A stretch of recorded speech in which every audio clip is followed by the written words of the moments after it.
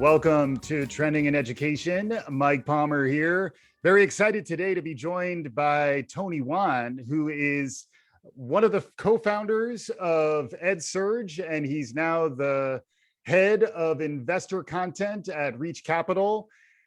Tony Wan, welcome to Trending in Education.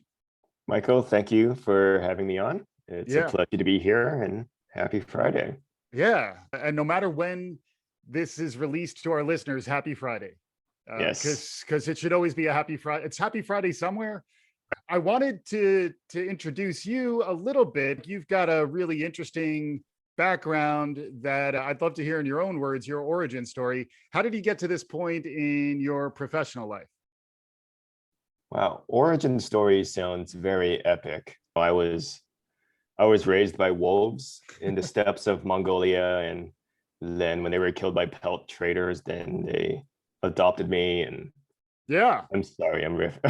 I was enjoying that. That was good. My actual origin story is almost as exciting as wolves in Mongolia, but it's been a bit of a circuitous and I would say serendipitous and fortunate journey. And I count myself very lucky to have had friends and colleagues who opened doors and took a chance on me on this journey that led me to where I am today. So long story short, I was born in Hong Kong and I moved to California with my family and spent most of my childhood and upbringing in SoCal. And in college, I was a bit of a history nerd, so I thought I wanted to do academia and went straight to grad school after my undergraduate studies at UC San Diego.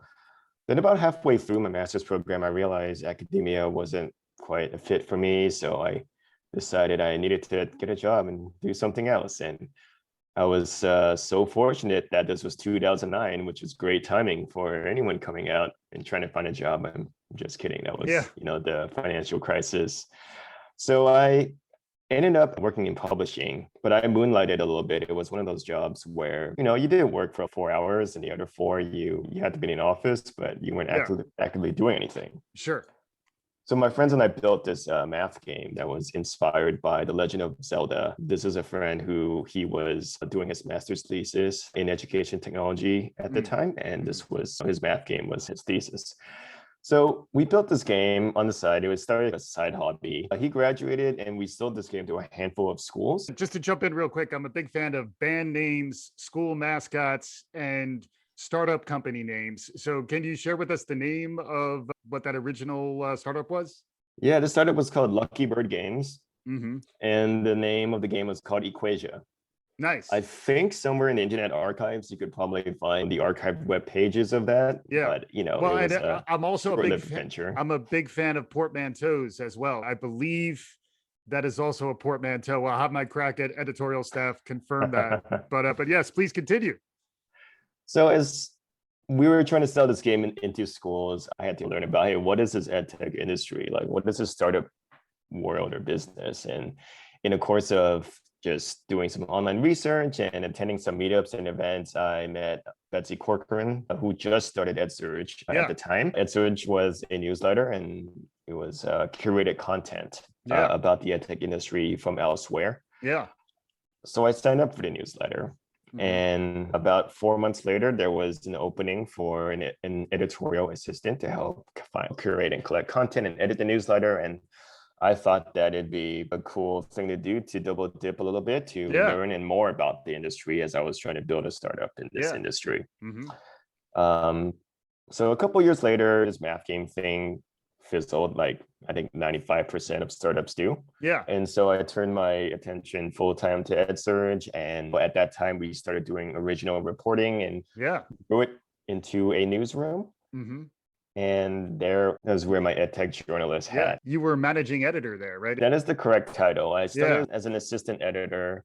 And then as we built the team, we hired reporters and trained reporters and supported them. And I thought managing editor was the right title. Did you have to wear a trench coat and a fedora, or was that optional as managing editor? No, I just smoked a lot of cigars and yelled at people and screaming at people on the phone all the time. Like J. Jonah Jameson. You were the J. Jonah Jameson.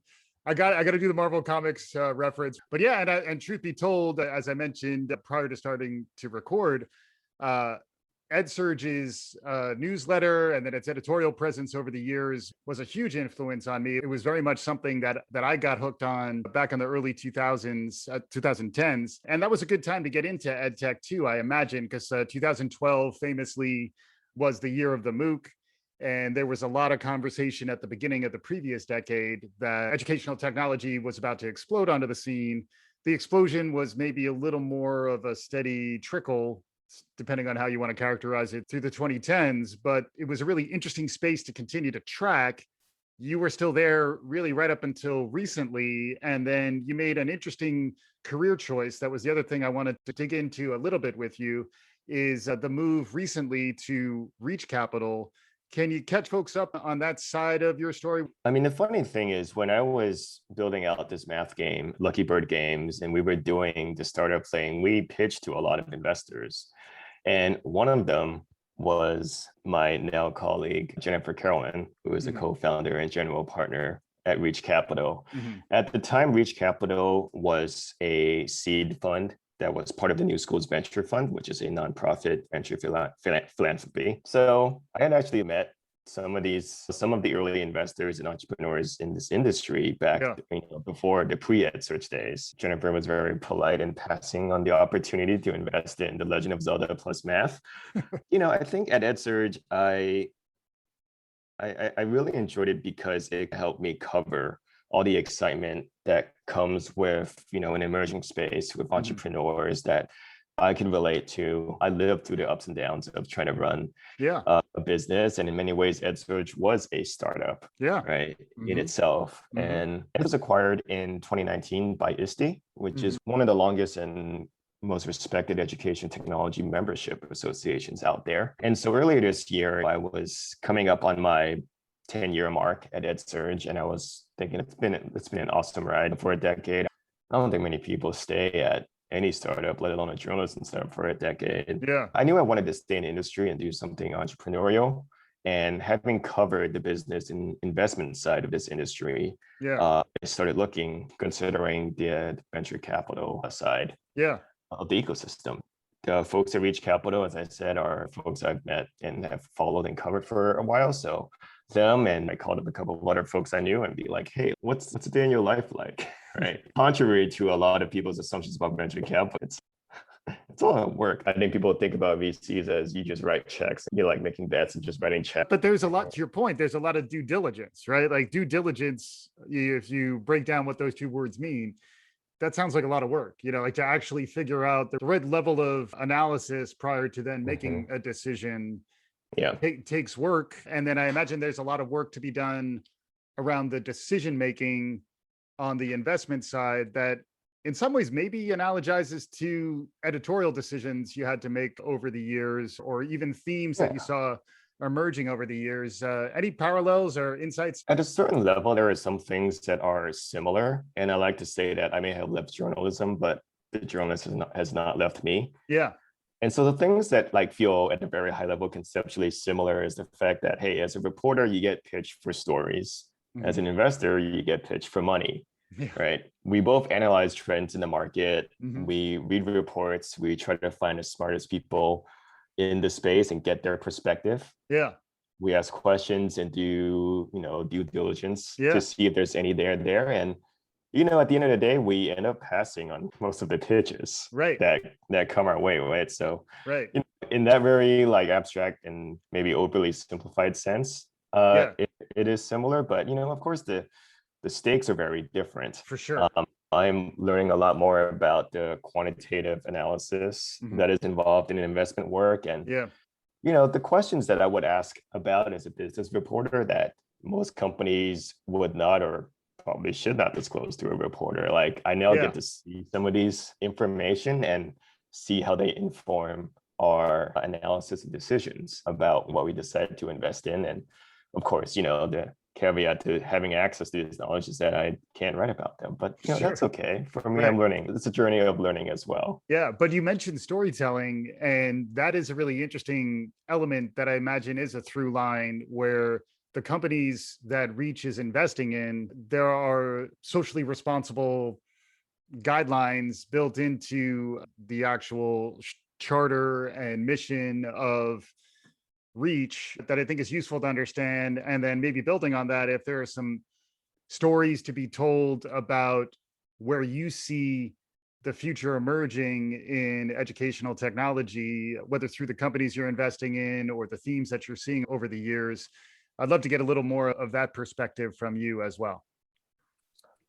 Yeah, so at Reach, to my point that being a VC is a lot more work than people realize. At Reach, we invest in the early stage, or we focus most of our activity in the early stage. We invest in companies and entrepreneurs that may not have really necessarily proven or shown really hard evidence, but we believe that there's enough promising signals and trends in the market. And being early stage investors, we're also very hands-on with helping the companies and entrepreneurs build and scale their business to be successful. And we're not passive investors by any means. We make connections, we organize workshops, and just do what it takes to help founders scale and find talent. Yeah, just to be clear, I've seen Shark Tank, so I kind of understand.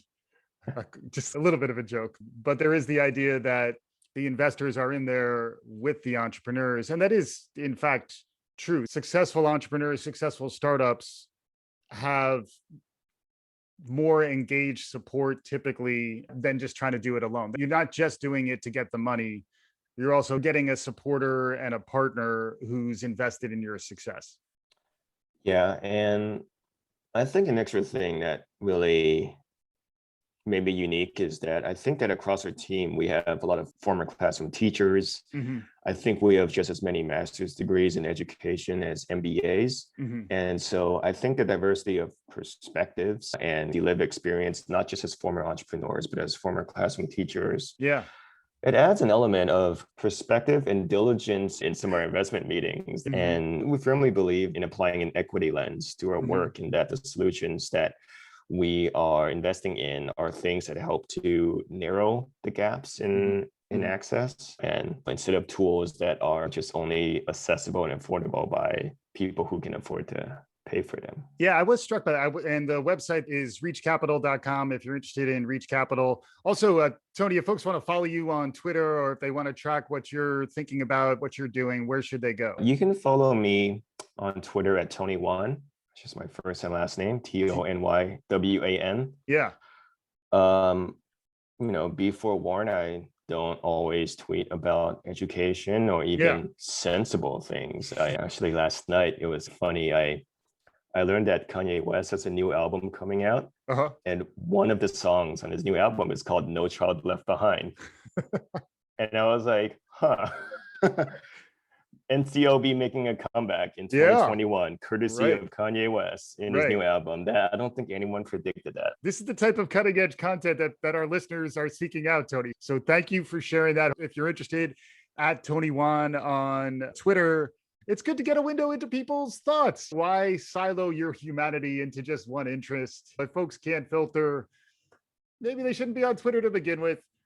Getting back to the storytelling, we did want to understand better some of the stories of the companies you've worked with or some of the technologies that are emerging in educational technology. And then the stories to be told these days are all transformed by the crazy year and a half, 2 years that we've been living through from 2020 into 2021. There's a lot of reporting, a lot of attention being paid to education and in particular, educational investment in light of the pandemic and the desire to make up for the quote unquote learning loss to help accelerate educational outcomes. The focus on access that you were talking about is very much something that has been elevated in the collective zeitgeist over the past year and a half. What themes are you seeing emerge now that you've hopped over to the Reach Capital side? It's a very interesting time to be taking some perspective in the venture space. What are you noticing these days? Are there any trends that are emerging that are capturing your attention?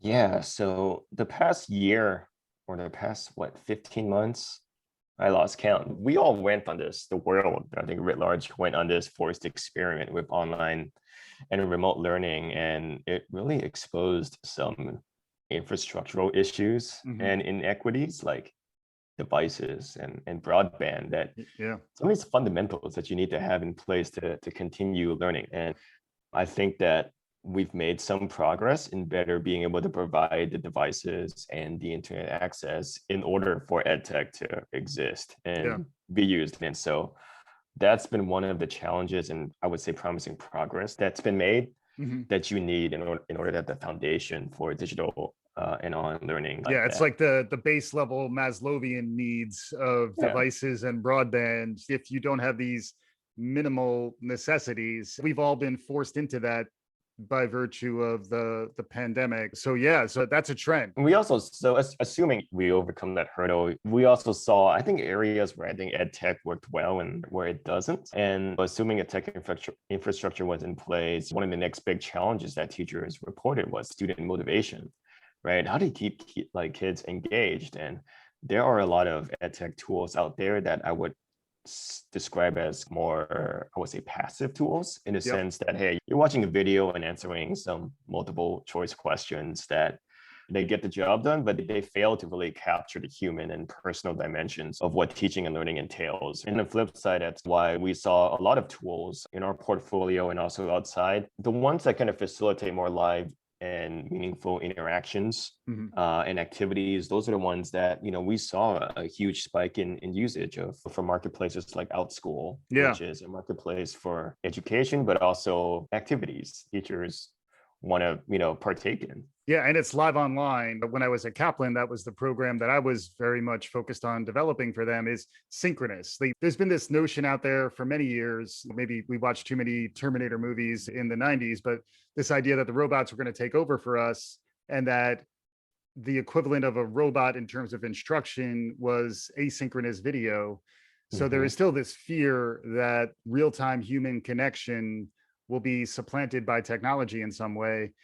I think in some ways the pandemic pushed the pendulum Back the other way, towards, yeah, the human emotions and connections and feedback and just the presence, right? yeah, yeah, There are some things that are just, I would say, intangible and perhaps unquantifiable about just human to human learning. yeah, That is just a part of the experience that I think technology alone just cannot supplant yeah. or replace. And for me, Tony, I've been known to burst into song on occasion in honor of the late great Whitney Houston and say, I get social emotional, baby. But social emotional as a trend, that's another one that really has taken off. I saw even within your portfolio, it's not just the quote unquote harder, more cognitive skills that are part of what Reach is looking at.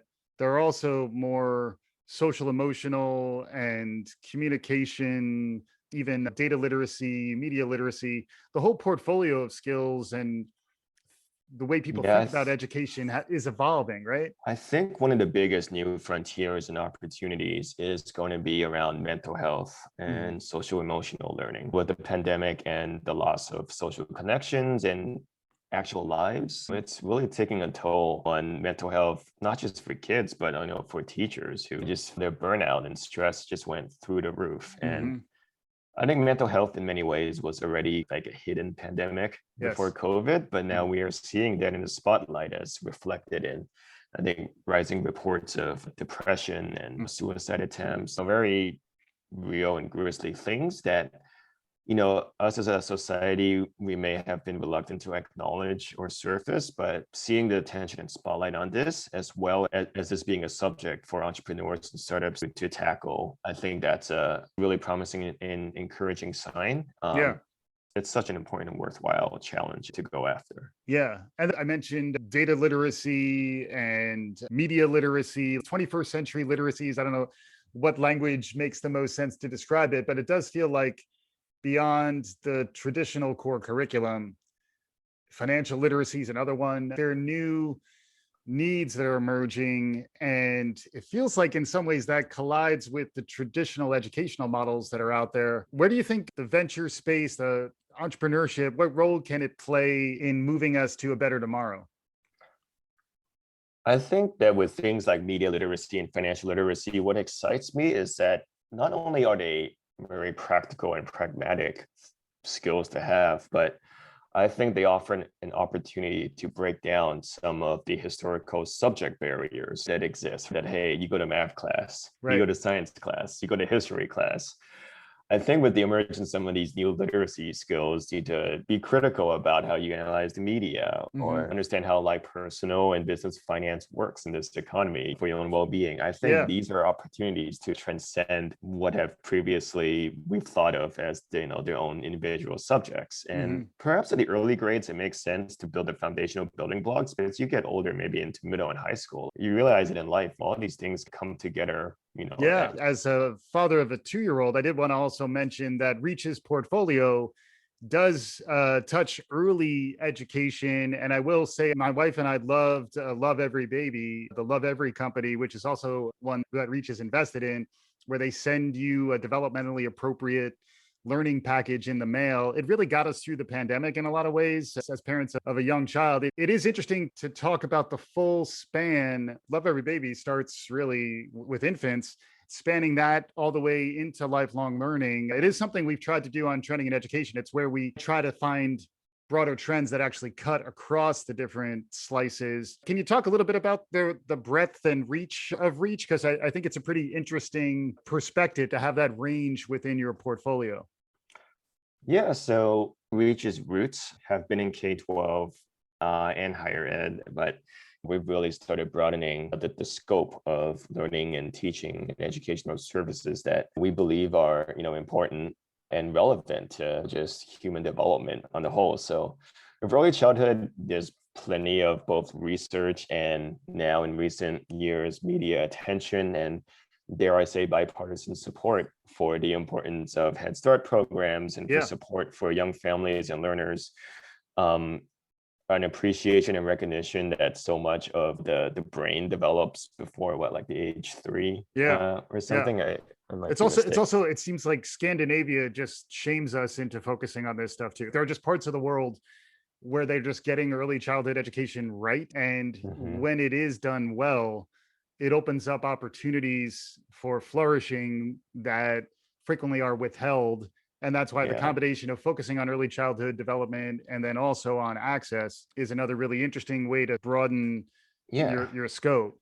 And it ties into economic development families too, because one of the reasons why a lot of people didn't pursue employment was because of childcare during the pandemic. They had to stay at home and take care of the kids, either because there was a lack of childcare providers in their area, or perhaps they had to close down for a little bit during the pandemic. The connections between early childhood education extends beyond just, the education of the kid, but into the family and their well-being and economic mobility and opportunities for the working adults as well. It's all connected, and it's cheesy and perhaps unhelpfully broad to say, but education is the thread that regardless of what age you are or what stage in your career you are, it is the thread that I think ties a lot of our personal and professional livelihoods together in this economy. Yeah, you're preaching to the choir here a little bit, but I also feel like the pandemic and the transformative years that we've gone through in the last year and a half, I think did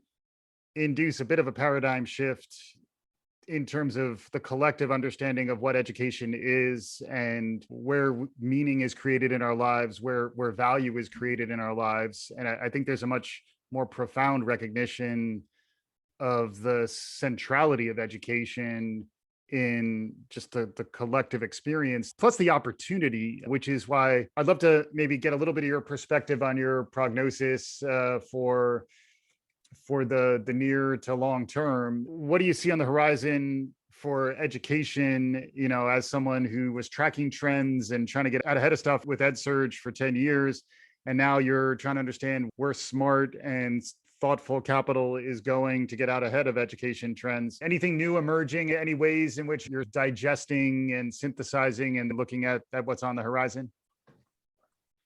In the short term, this upcoming school year may be just as rocky for some states, and it's going to beget the need for the continuation of remote learning services that I do think are going to be better. More schools have the infrastructure and support needed. In the longer term, as we talked about earlier, we've seen the limitations of what EdTech can do in teaching and learning. So I am a firm believer that technology and all the hype cycle is going to swing back to the other pendulum, where we need more human-centered technology like innovations. A good example is this idea of personalized learning, right? Big buzzword. I'm got to a point where I got really sick of seeing that word in press releases everywhere. But personalized learning, at least a recent modern concept, it traces back to this research paper from the 80s called the Two Sigma problem. Mm-hmm. And it was a researcher named Benjamin Bloom who wrote this paper, essentially stating that like one-to-one tutoring had the biggest impact on student learning. Yeah. And so that kind of formed, I think, the pedagogical or theoretical framework for a lot of this personalized learning trend, which is manifest in a lot of software that you saw, like some of the software where you just watch videos and answer questions. It manifests in a lot of online tutoring services, like e-tutor, cognitive tutors, those kinds of things. Yes. And even marketplaces where you like match up with someone online. Mm-hmm. But I think one of the problems is that a lot of these tutoring platforms, the ones that are like very computer-based, were not very personalized. You're just watching a screen, or some of the ones that were live and synchronous were only accessible for those who can afford to pay for them. Mm-hmm. But I think what we're seeing, and there's a company in our portfolio called Paper, which is working with school districts to provide 24/7 access to tutors. So they are, I think, making really promising headway on realizing this promise of personalized learning in the form of personalized personal tutors, but at a scale that feels equitable, because you're going through school districts to make it available to students and families regardless of their income and backgrounds. That's heartening to me. Yeah, and it also speaks to some of the shifts in the nature of work, which is another thing that I always love to talk about, where it does feel like there'll be more opportunities to teach online for those of us who have the wherewithal to lean into that, developing that skill set, because there will be more need for individualized tutoring and for externalizing of different types of expertises. I am somewhat hopeful, particularly around informal educators. Formal educational structures, particularly K-12 and higher ed, where the majority of our formal education happens, there's some rigidity there around those models that I think they might have trouble with the speed of their cycle times to develop new and transformative things. And that's where I always find the connection to the venture space and the entrepreneurial space to have a real upside. As we're getting closer to conclusion here, Tony, like, where do you look for inspiration beyond education? I'd love to just get a little window into how you think about stuff. You mentioned Kanye earlier, but I think lots of times when we have education conversations, it's almost too narrow a slice of our universes. And lots of times breakthrough innovations happen when something's borrowed from an adjacent space. Yeah. Outside of education, where do you go for inspiration? What's capturing your imagination? Most of what I do is writing, and I consider writing as an art form in a way. And I think what makes art fun is being able to step back and also poke fun of yourself and what you're doing. And I would say like comedy is one place where I draw inspiration. My wife and I listen to Conan O'Brien. We've been long followers of his podcast, and recently he did his farewell show on TBS because he's moving to HBO. And in his closing monologue, he says something that really struck me, which is about how he described his life's work as pursuing this intersection between smart and stupid. These are two things that people don't think really coexist. When smart and stupid come together, sometimes it's the most like beautiful thing like in the world. And that really resonated with me because I think in my work, I encounter certainly a lot of smart people in education and in technology and the startup world who are truly making an impact on kids, but also being in the tech and venture space. I'm going to say there's plenty of obnoxiousness that kind of deserves to be made fun of. And I think that we should like embrace, sometimes the silliness of what we do. So all that's to say, this is my twisted way of deriving joy in my day-to-day work. Yeah, absolutely. Fantastic stuff. Tony Wan, thank you so much for joining us on Trending in Education. Thank you, Michael. It's been a pleasure to be here. And I think you got to see more of my life and my work than I previously shared. Awesome. Hopefully our listeners enjoyed it as much as I did. If you enjoy what you're hearing, write us a review, share the good word. We'll be back again soon. This is Trending in Education.